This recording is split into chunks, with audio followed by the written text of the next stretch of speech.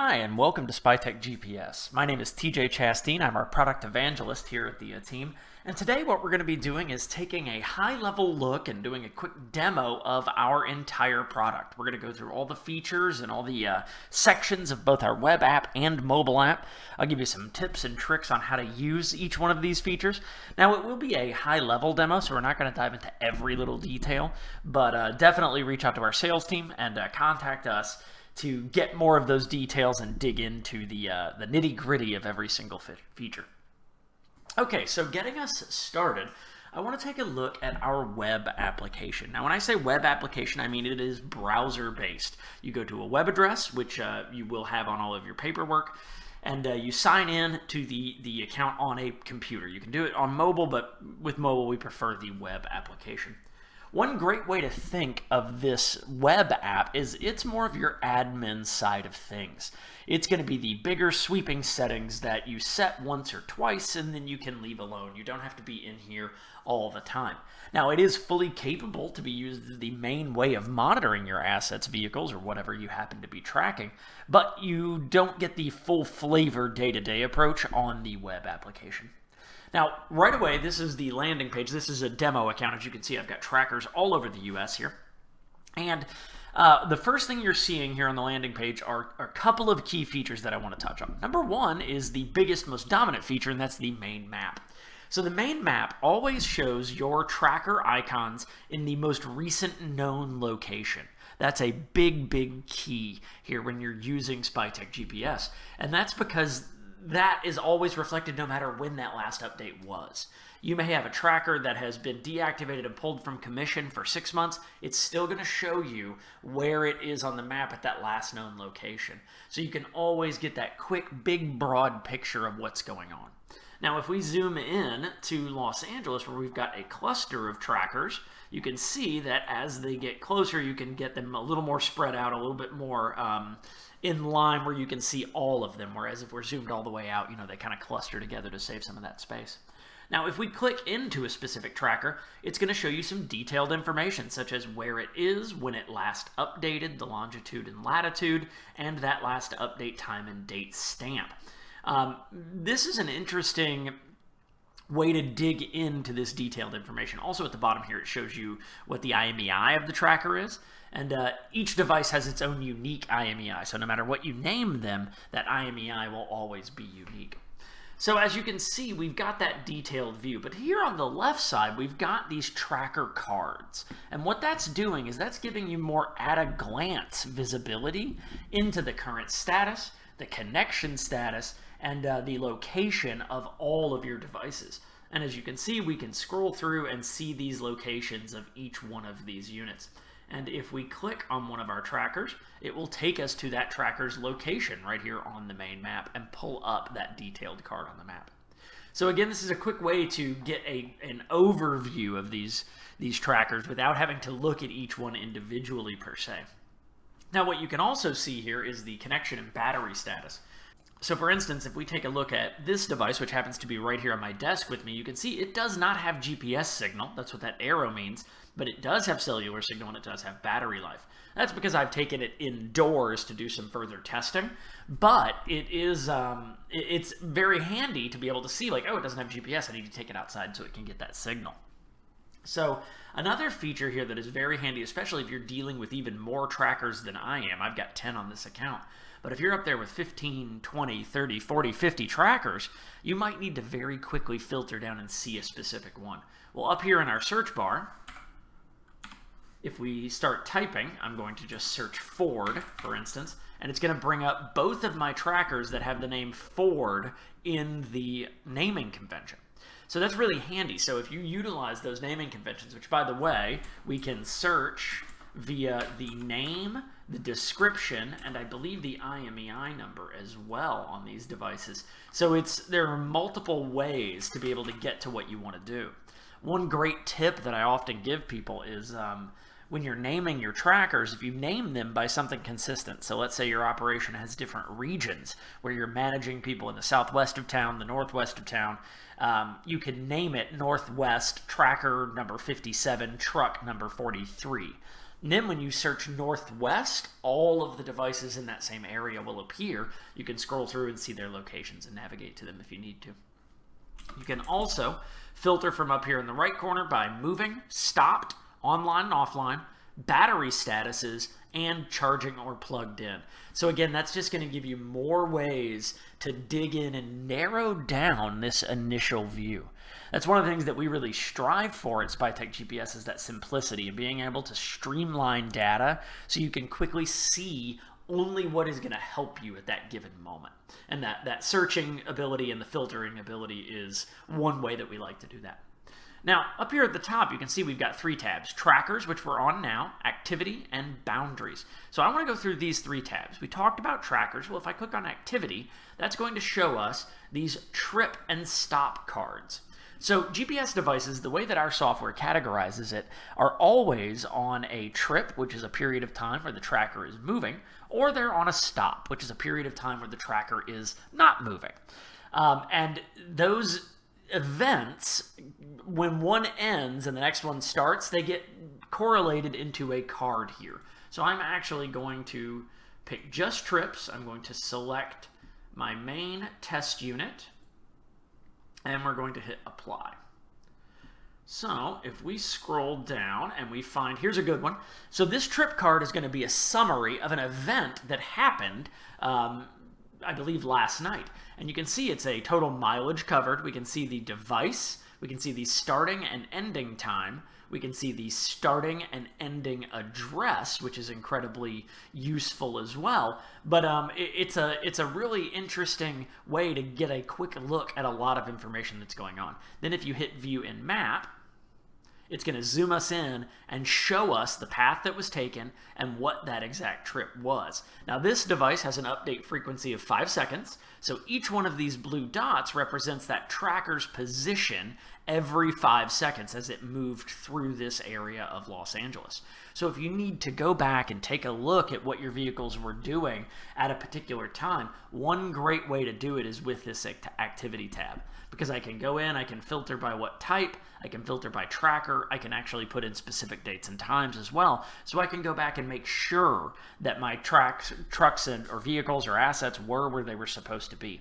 Now, one of the ways that that gets used by a lot of our clients can be either A, making sure that your employees are doing a good job and using it as a training tool, or it can also be used in proof of performance, which is something that we talk about. You know, making sure that your clients are getting information that makes sure that their services were rendered. Let's say you run something like a roofing company and your team had an appointment to be at a location at a specific time. Let's say they were contracted to be at this location right here on Sepulveda Boulevard in California at 12:15 p.m. Well, you could theoretically send this trip card to one of your clients and say they arrived at 12:12, they were on time, and show them that they made it on time. That's just one of the many uses of the activity tab. It's a great way to break large amounts of data up into more manageable pieces that you can consume a little bit easier. Now, when we take a look at the mobile app, I'm going to show you a completely different way to consume this kind of data, which is time-based rather than event-based. So we're going to clear this off. We just hit hide, and then we hit resume, and it resets the map back to normal. And now we're going to talk about a feature that has a lot of different applications, and it's one of the, I think, most important features and core functions of Spytec GPS to get right when you're first setting up your account, and that's going to be boundaries. So boundaries are, in essence, digital fences that allow you to get information and control what you get when your trackers enter and exit a specific area on the map. So if I scroll down here, I'm going to select Warehouse Q. So these two shapes that you see here, this blue polygon, for lack of a better term, and this red square, represent active boundaries. If any of the 10 devices on my account that you're seeing here go in or out of this area, I will get notifications about that. Now, what does this get you? What does this allow you to do? Well, one of the big use cases for this is something like theft prevention, more importantly, theft recovery. If I'm monitoring here at side lot 7 trucks overnight and nobody should be moving, but I get a notification on my phone at 10 p.m. that one of my trucks left the boundary side lot, I'm going to investigate that immediately because I know that that is a situation that the tracker has left an area unauthorized outside of my normal hours. So I'm going to investigate it right away. Now, I do really quickly want to go in here and show you how to create a new boundary. You simply tap Create a New Boundary. You can drag and drop a generic circular boundary. It can be resized. But the most common usage, one of our most popular usages, is actually going in here and custom drawing a boundary. And we can actually start clicking, and each click corresponds with a new spot in the boundary. Then to close it off, we click back on that first dot, and there we go. We've got our new boundary. And again, this is a lot about making sure that the platform is able to give you information when you don't necessarily have to watch it. So in this instance, where we've got warehouse queue and side lot, these two areas are going to be monitored. Whether I have the application open or whether I have it closed, any interaction with these spots is going to be recognized. We talked a little bit about the theft prevention, theft recovery, but it's also great if you're a company that does job site work, if you're going to different locations, if you're doing deliveries. You know, you can set up those delivery addresses or those work site addresses in the application. You'll get a notification when your guys leave the main yard and when they arrive at the customer or job site location. So you're going to be able to stay on top of that, again, while you get on with your busy day. These notifications will come whether you're in the app or not. Now, it's a great segue to head into some of our settings here, and notifications are a big part. So in the settings menu, you have the basic account settings, which are things like your username, password, and the address. Then you have alerts and notifications, and this is one of the major core functions that I think is a must when you're trying to use Spytec GPS. So the way that I like to think of it is alerts are the information that we're going to look for, and notifications are how we're going to tell you when something happens. And I'm just going to quickly run through the notifications and alerts that we have. So on the notification side, we can do mobile, which is a push notification to a mobile device. We can do web alerts, which happen in a browser window. Then we can do raw text and raw email, which are purely text message, purely email. They are not correlated to our actual platform, to our actual software. And those can be used in any combination, so you can use one of them or both of them or all of them or none of them on a particular alert. Now, the types of alerts that we have are speeding. So again, one reminder about our alerts and notifications is they are universal. So if I set a speeding alert, it does apply to every device on my platform. And speeding is custom configurable, so I can set it to where I need. So maybe if I'm running a business where my guys spend all of their time in a neighborhood and they shouldn't be doing over 40, I'm going to set the speed limit to 40 miles per hour, and the platform will let me know, and it'll tell me which tracker, it'll tell me where it happened, and it'll tell me when it happened that device exceeded the specified speed limit. Then we've got SOS, which is actually a very unique alert. It only applies to our GL300 line of trackers, and it involves the SOS button on the front. The reason why I think this is unique is it's one of the few alerts that requires physical manipulation. It's going to require somebody to push that button on the tracker in order for you to get the notification. It's mostly designed around lone worker scenarios if you've got somebody out on a job site alone, but it can be leveraged in a multitude of different ways, and that's an exciting thing that we're exploring for the future. Now, the next is arguably the most important notification for a lot of our users, and that's low battery. You know, our battery-powered trackers are very flexible and very versatile, but knowing what your battery charge level is at so you minimize downtime is absolutely vital. And dialing in this low battery notification is just going to really help make sure that your business is running efficiently and staying with that visibility. You're not going to have a lot of downtime, so you're not charging during the day. A lot of times I'll have customers configure that a little higher than what I've got it at, 10%, because you want to make sure you have time to recover that device and get it charged before it dies fully. Then we've got boundary entry and exit, which we talked about when we looked at the boundaries themselves. What I like about these alerts, though, is that you know if it's an entry or an exit. It's two separate notifications, so you don't have to guess if they're coming or going. You can look right at that notification. Then we've got a movement alert. This one is really popular as well. Now, it can be triggered by accident if the GPS device is losing a little signal and it's having GPS drift. But for the most part, this is going to be the most immediate notification that one of your assets, let's say we have this on something that shouldn't be moving, if I get a movement notification, that's going to be the most immediate way that I know if it has moved. Let's say we're tracking generators on work sites that do not leave the area, and I, again, at midnight get a notification that generator 7 has left work site 4, I'm going to investigate that right away. I'm going to be getting in contact with either my security on site or local law enforcement. I'm going to try to recover that missing generator. And that's a really popular device, or a popular alert, I'm sorry. Then we have ignition on and ignition off. I have this disabled because it only applies to certain devices. It does not apply to our battery devices. It only applies to units that are wired directly to vehicles. And that's because it's measuring the voltage change when the car is started. And that's exactly what it does. It tells you when the vehicle gets started. It tells you when they turn it off. If you're managing a fleet, this can be useful to see if guys are maybe running the car when they're having lunch and wasting a little bit of gas. And little things like that can help you optimize over time. And something as small as that over scale can really add up to a lot of money back in your pocket. Then we've got a couple of alerts that are more based around processing in the back end rather than actual movement. So trip in progress and trip end are about the calculation of activities in the platform.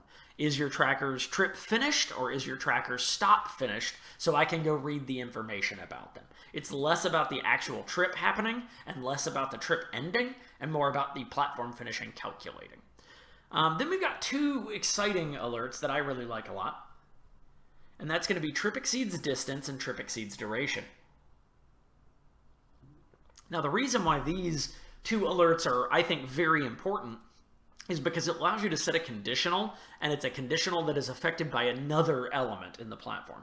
So in this case, the tracker needs to be moving consistently for more than 99 miles for me to get this alert. Or it needs to be moving consistently for more than 8 hours for me to get this alert. And that can be an effective way to monitor many devices or many assets, many trucks over a long period of time. And I think that's a really, really impressive alert, and one that is sort of pointing us in the way where alerts are going to go in the future as we continue to evolve and grow. Now, also down here at the bottom, you can add in additional recipients to text and email alerts that do not have access to your platform. Now, speaking of adding people to your platform, that brings us to the next most important thing, in my opinion, on the web application, and that is user roles. So, when you have access to your account, when you sign up, you are the account owner. You can do anything, change billing, add trackers, change information about your devices, and you can see every tracker. But you might need to add somebody new to your device, and we're just going to put in a random email address here, and we're going to hit invite user. Now, okay, and we're going to select a role. So you've got an admin role. Now, an administrator has the same rights and privileges as an account owner. They can see all the trackers, they can change things, they can add additional users. They can do a lot of things when they're created and brought into the account. So this is going to be somebody like one of your operations managers, maybe a site manager, somebody who you trust who's going to be doing a lot of work in the platform for you. Then below that, we have a collaborator role. The first thing that we have is a collaborator who can see everything. Now, collaborators can't change things. That's the big difference. Think of it almost as a view-only account. And this version, with that radio button selected there, are able to see everything. But you might even need a collaborator role where they can only see a certain number of trackers. Well, we can go in here and let's say they only need to see the bottom 3. If I select that and invite this user, they won't know that these other 7 trackers are that they even exist. They will only see these 3 devices. So this is a really good way to embed the system and get it working with your organization. One of the ways that I often have talked about this, and one of the ways that I like to visualize and illustrate the usage for user roles, is in a retail situation. Let's say you work for a company that sells large pallets of building materials and lumber, and you're using that to track it on your retail locations. Well, you as the account owner need to see everything. But below that, you might have district managers who only need to see the 20 trackers at their 3 stores. And then below that district manager, you might have the store managers who only need to see the 5 trackers at each one of their individual stores. And by limiting that data flow, not only are you sort of keeping data integrity safe, but you're also not hitting your employees and workers with information overload. You're not giving them more than they need to see, which is a really important thing. And I think user roles is a really, really powerful tool because it allows you to sort of disperse the knowledge that you can get from your GPS platform to everyone in your organization without sort of bottlenecking and without it having to come to a single person, which can definitely be a challenge. All right, so the next thing I want to take a look at is tracker customization. Now here on this page, you can actually go in and you can customize the name and the description of your devices as well as changing the shape and color of the icon. Now the reason why this is important, especially the name and the description, is because that's how any alert and notification will refer to a tracker. So let's say this device that we're looking at right now starts speeding. My notification will say GMC truck number 47 is speeding. It won't say the IMEI. It won't say Tracker 5. It'll say the name that I give it. So it's important to give it very specific names so you know exactly what it's talking about. You know, GMC truck number 47 means a lot more than Tracker 6. So that's a real key when you're getting going with your account. And then the same thing with the shape and the color of the icon.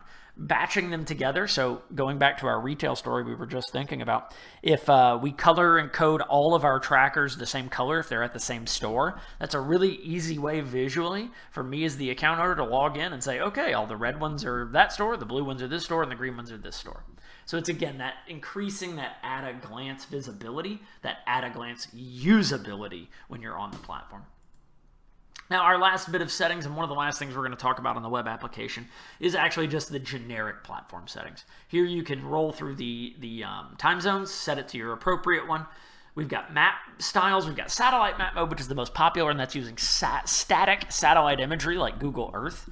And then we've got dark, light, and monochromatic. Me personally, I'm colorblind, so I'm partial to the monochromatic, but the most popular by far is satellite. Then we've got distance units, which is just simply what measurements the platform is going to use when it's measuring distance. Similarly with miles per hour and kilometers per hour, and you can set your home page. Do you want to land on trackers, activity, boundaries, or reporting? That segues us into the last thing we're going to focus on here on the web app, and that is our reports. So currently we have 4 available reports, and these can all be exported as CSV files or viewed here on our app. The 4 reports are alerts, which show you every generated alert by your GPS devices. As we dig in right here, you can see we've got trip start, trip finished, we've got a movement score, we've got ignition on off, we've got boundary entry, boundary exit, and we're seeing all of this detailed information. We're seeing which tracker, what type of alert, the details saying like which boundary it entered or how long the trip was, things of that nature. Then we can see the date and the time of the alert and the location.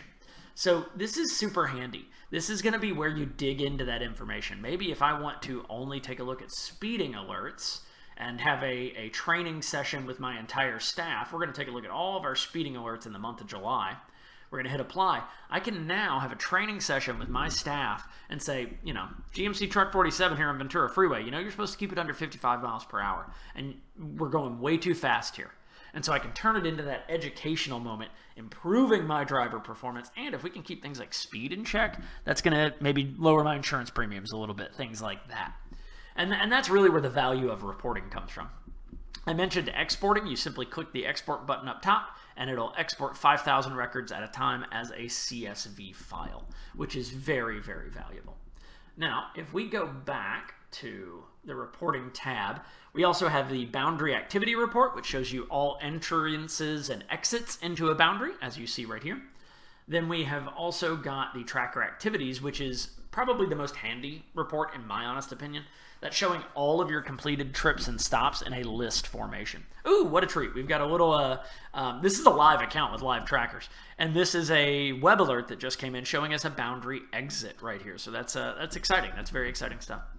But what I mean about using this report right here, the tracker activity report, is I can go in and filter, and I can say, show me trips, again for the month of July, any tracker, but I want to only see them over 10 miles to 100 miles.